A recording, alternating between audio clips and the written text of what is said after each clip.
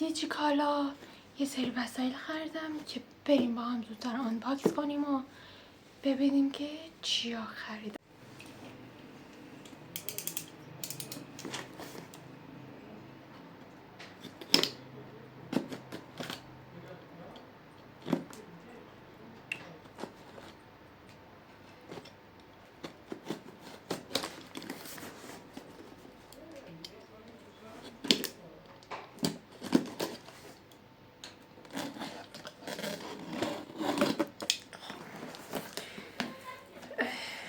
قبل از اینکه بریم سراغ بستا، ناخن‌کارم کلا عوض کردم. اون قبلی عقابی کار میکرد، خیلی بد کار میکرد. کلا الان عوض کردم صاف شد. بعد قبلی گلس گوشیم زد شکوند. بعد اینجوری بود که مثلا کار نصف نیمه انجام میداد، میگفت میخوام برم بیرون، بقیه‌اش رو صبح فردا باش بیا اینجا. اول چیز یه پک 4 سایه اسکرانچی موه که رنگاش واقعا خوشگل، اصلا توقع نداشتم. این بده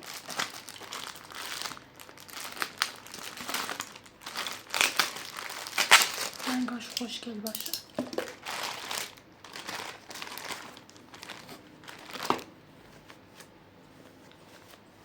خوبه قدرتش. یه دونه صورتی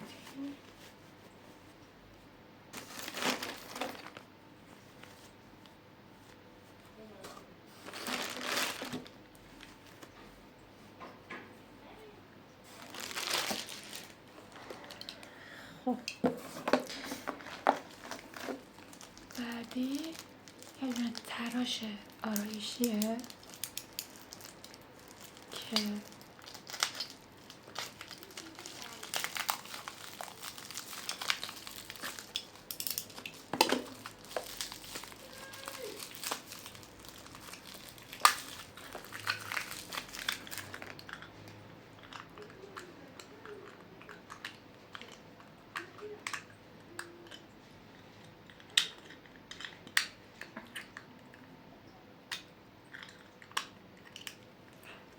تراش آرایشیه که میخوام این الان تستش کنم ببینم چیز خوبه یا نه. خب یه دونه مداد آوردم، روژ مدادی که تستش کنم.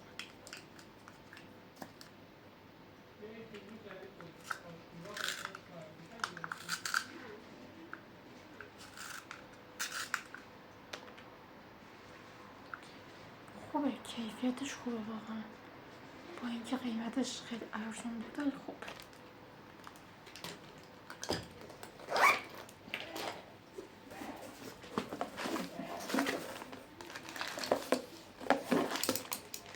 خرید بعدی گردنبند مرواریدی ریزه که من مروارید بزرگشم دارم.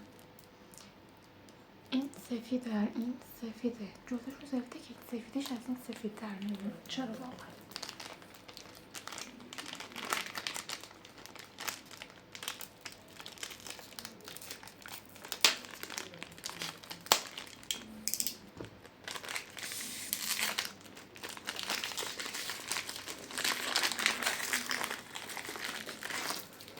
اینو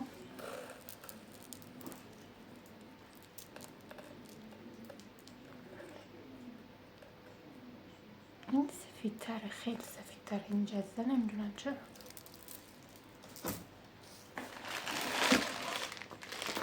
خرید بعدی هم یه دونه مینی اسکارف پروانه‌ایه که من از چیزای پروانه‌ای خیلی خوشم میاد واقعا.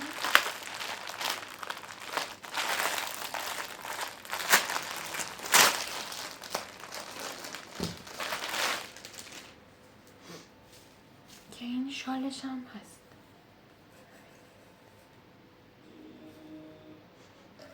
روی نوعی هم داره واقعا خوشگل بود. و خرید آخر یه دونه چیز تونر لافارر هست برای پوستای چرم که اینو تعریفش رو خیلی شنیدم، برای همین گفتم بگیرم تستش کنم ببینم که چطوری. بعد یه مدت تست میام براتون میگم که آیا تاکسیک بودن یا نه. از تونیکای سیگال استفاده میکنم، 1 سال استفاده میکنم، زیاد راضی نبودم. اینو میگن خوبه، امیدوارم که واقعا خوب باشه.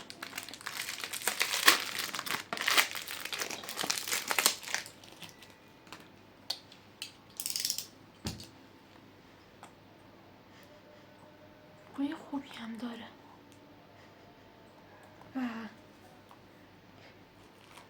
خرید آخرم یه دونه کلیپس بود که فروشنده چون نداده بود تحویلش نداده بود به دیجیکالا، برام حذفش کردن. حالا چندین بار خرید کردم که حذف شده یه چیزی تو سبد خرید من. نمیدونم چرا واقعا رو فروشنده هاشون نظارت ندارن.